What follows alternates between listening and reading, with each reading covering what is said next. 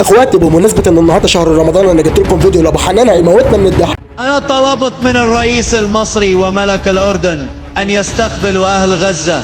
رد علي ملك الأردن وقال لي عندهم ترتر إنشاء الله أما السيسي، فقال لي عندهم لطفي اللي بتنور وتطفي.